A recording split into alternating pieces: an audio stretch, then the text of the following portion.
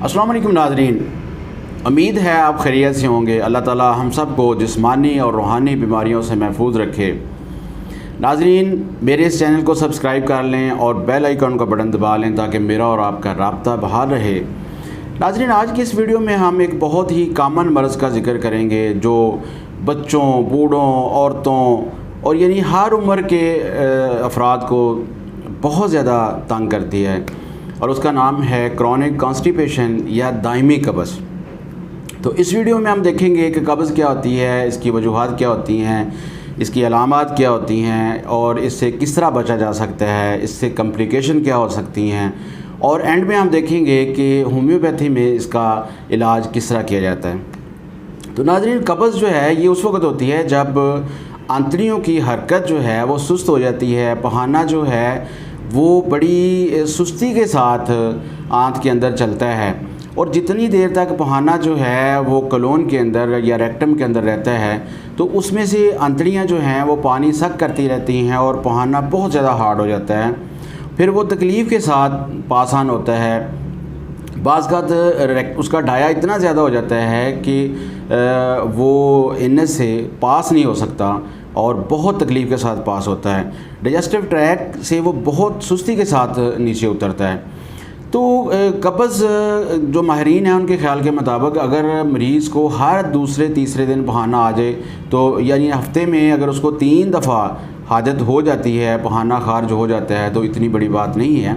लेकिन अगर इससे ज़्यादा दिन हो जाते हैं और पहाना तकलीफ़ के साथ आता है और उसका डाया ज़्यादा हो जाता है या वो गोलियों की शक्ल में पहाना खारिज होता है तो हम इसको क्रॉनिक कब्ज़ कहते हैं, यानी जो है क्रॉनिक कॉन्स्टिपेशन और दायमी कब्ज़ जिसको हम कहते हैं। नाज़रीन, ये कब्ज़ जो है ये इसको उम्मुल अमराज़ भी कहते हैं। इससे बहुत सारी बीमारियां जो हैं वो जन्म लेती हैं, जैसे एनल फिशर है, फिस्टुला है, बवासीर है, रेक्टल कैंसर है और कई तरह की प्रॉब्लम जो हैं वो दायमी कब्ज़ की वजह से पैदा होते हैं।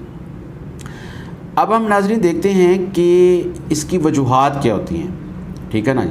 तो जहाँ तक दायमी कब्ज़ का तल्लक है, इसमें यह है कि ऐसे मरीज़ों को ये ज़्यादा मसला होता है जिनको रेक्टम का कैंसर हो, जिनको कोलोन का कैंसर हो या उनको पेट के अंदर कोई इस तरह का कैंसर हो जो कोलोन के ऊपर या रेक्टम के ऊपर दबाव डाल रहा हो और उसमें रुकावट बन रहा हो, ठीक है ना जी। ये तो हैं ऐसी जो दूसरे अमराज़ की वजह से, जैसे शुगर है, शुगर की वजह से भी कब्ज़ मरीज़ को रहती है।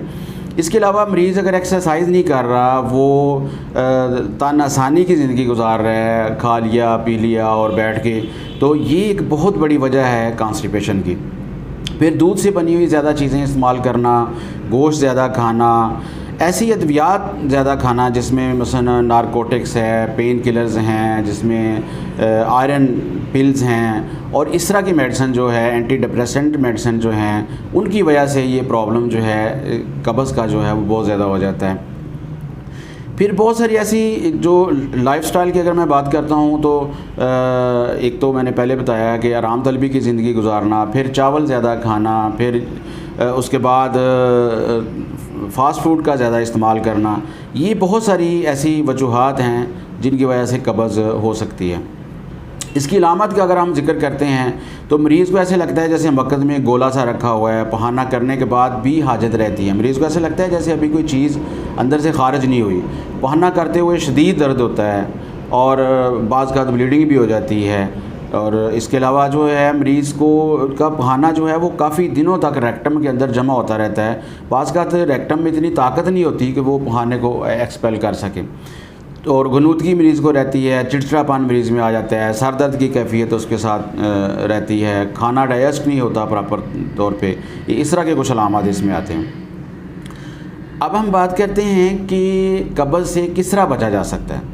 तो नाज़रीन, इसमें अगर मरीज़ एहतियात करे, अगर वो कुछ खाने पीने में एहतियात करे, एक्सरसाइज करे तो काफ़ी हद तक इससे बचाव हो सकता है। यानी मरीज़ को चाहिए कि वो फाइबर वाली ज़्यादा चीज़ें इस्तेमाल करे, दूध से बनी हुई चीज़ें और गोश्त से बनी हुई चीज़ें जो हैं वो ज़रा कम इस्तेमाल करे, रेगुलर एक्सरसाइज करे, पानी ज़्यादा पिए, फाइबर वाली चीज़ें ज़्यादा खाए और इसके अलावा ज़हनी टेंशन जो है वो बाज़ का जिसकी बहुत बड़ी वजह बनती है, चाय का ज़्यादा इस्तेमाल ना किया जाए। तो इस तरह की कुछ चीज़ें अपनाने की वजह से, एहतियातें करने की वजह से मरीज़ जो है वो काफ़ी हद तक इससे उसको बचाव हो सकता है उसका। अब मरीज़ नाज़रीन हम देखते हैं कि होम्योपैथी में इसका इलाज कैसे किया जाता है। तो जहाँ तक होम्योपैथी का तल्लक है, होम्योपैथी में इस कब्ज़ का, दायमी कब्ज़ का ज़बरदस्त इलाज है। मैं नहीं समझता कि किसी और तरीक़ा इलाज में इतना अच्छा ट्रीटमेंट जो है, इतना शाफी इलाज जो है वो किसी और ट्रीटमेंट में हो जितना कि होम्योपैथी में है। लेकिन होम्योपैथी में इसके लिए 831 मेडिसिन जो हैं वो इस्तेमाल होती हैं, ठीक है। तो जिनको हम मरीज़ के मिजाज के मुताबिक, उसके अलामात के मुताबिक, उसकी रहने सहने का जो स्टाइल है, उसका जो लाइफ स्टाइल है, उसको मद्देनज़र रखते हुए मेडिसिन का चुनाव करते हैं। ऐसा नहीं हो सकता कि हम 2-3 मेडिसिन, आप देखिए ना जी 831 मेडिसिन मैं आपको बता रहा हूँ, तो इसमें कैसे मुमकिन है कि हम 2 या 4 मेडिसिन को डिस्कस कर दें कि लो जी ये कब्ज़ के लिए मेडिसिन है। अब सारे लोग जो हैं वो 4-5 मेडिसिन जो हैं उस पर बाउंड होकर बैठ जाते हैं। मरीज़ का, होम्योपैथी का एक जो ख़ास है वो ये है कि ये मरीज़ के मिजाज के मुताबिक मेडिसिन सेलेक्ट कर इसमें होती है। ऐसा नहीं होता कि हम कहेंगे जी ये कब्ज़ के लिए बहुत अच्छी दवाई है और सारे लोग ही वही एक मेडिसिन इस्तेमाल करना शुरू कर दें। तो इस तरह लोगों का एतमाद जो है वो होम्योपैथी से उठ रहा है। और मैं मशवरा देता हूँ अवाम उन्नास को कि वो कभी भी इस तरह ना करें। हमेशा मेडिसिन जो है वो डॉक्टर को चेक करवा के लें, कभी भी खुद इलाजी ना करें। ये जो मेडिसिन हम बता रहे हैं यहाँ, जिसको हम डिस्कस करते हैं, अब इस मेडिसिन इस वीडियो में मैं उन 831 मेडिसिन में से सिर्फ एक दवा का जिक्र करूँगा।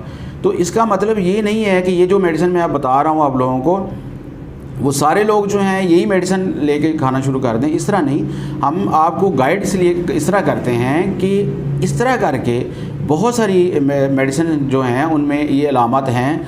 अगर किसी मरीज़ के अंदर इससे मिलते जुलते सिम्टम हैं तो वो ये मेडिसिन यूज़ कर सकता है, उसको डेफिनेटली फ़र्क होगा। लेकिन ये दवा हर मरीज़ के लिए इस्तेमाल नहीं की जा सकती, या हर मरीज़ इसको अपने मर्ज़ के लिए यूज़ नहीं कर सकता। तो नाज़रीन, इस वीडियो में जिस मेडिसिन का मैं जिक्र कर रहा हूँ उसका नाम है एस्क्यूलिस ग्लेब्रा। ये मेडिसिन जो है नॉर्थ अमेरिका में ये पौधा पाया जाता है जिससे दवा तैयार की जाती है। उस पौधे के बीज से ये दवा तैयार होती है। डॉक्टर हेल ने इसको प्रूव किया और होम्योपैथिक कम्युनिटी में इसका तारफ़ करवाया। इस दवा का जो असर है वो रेक्टम के ऊपर और वेंस के ऊपर, शरीयानों के ऊपर बहुत ज़्यादा है, ठीक है। अगर किसी मरीज़ को बवासीर का मसला हो, कब्ज़ का मसला हो और उसकी रेक्टम के अंदर इज्तिमाई खून हो और उसके साथ उसको चक्कर भी आ रहे हों, तो ये एक ज़बरदस्त मेडिसिन है जो इन अलामत के लिए। अब यहाँ देखिए ना, इस दवा का जो ख़ास है वो ये है कि बवासीर के साथ, कब्ज़ के साथ मरीज़ को चक्कर ज़रूर फील होते हैं। अब किसी और दवाई के अंदर कुछ और तरह की अलामत होंगी।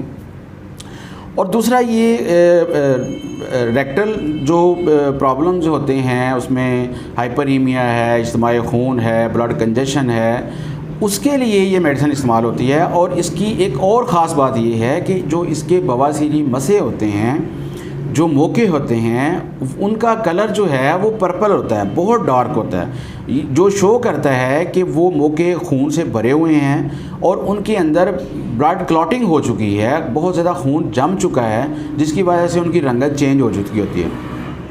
तो ये दवाई जो है ये कैपिलरी वेसल्स के एंड्स जो हैं उनको अगर ब्लीडिंग हो रही हो तो उनको बंद करती है, और जो खून जम चुका है उनको अब्ज़ॉर्ब करने में मदद करती है, ठीक है ना जी। और इसकी एक और ख़ास बात ये है कि इसमें ब्लीडिंग कम होती है, इस दवा के अंदर ब्लीडिंग कम होती है और मरीज़ की रेक्टम जो है वो खुश्क हो जाती है, पहाना बहुत आस्ता से आगे चलता है। फिर पहाने को खारिज करने के लिए मरीज़ को ज़ोर लगाना पड़ता है। तो जब मरीज़ ज़्यादा ज़ोर लगाता है तो उसकी जो रेक्टम है वो थोड़ा बाहर आना शुरू हो जाती है, जिसको रेक्टल प्रोलैप्स कहते हैं, कि रेक्टम जो है वो बाहर निकलना शुरू हो जाती है। तो नाज़रीन, ये हैं इस दवा की कुछ मखसूस अलामत। मैंने सिर्फ उन अलामत का जिक्र किया है जिनका तल्लक रेक्टम के साथ है, ठीक है ना। इसकी माइल्ड सिम्टम भी हैं, इसके और अलामत भी हैं, तो उनका मैंने यानी टाइम की शॉर्टेज की वजह से मैंने सिर्फ उन अलामत का जिक्र किया है जिनका तल्लुक़ रेक्टम के साथ है। तो नाज़रीन, उम्मीद है मेरी आपने इस वीडियो से कुछ ना कुछ ज़रूर गेन किया होगा। मेरे इस चैनल को सब्सक्राइब कर लें और बेल आइकन का बटन दबा लें और दुआओं में याद रखें। इंशाल्लाह किसी और वीडियो के साथ दोबारा आपकी खिदमत में हाज़िर होंगे। अस्सलाम वालेकुम।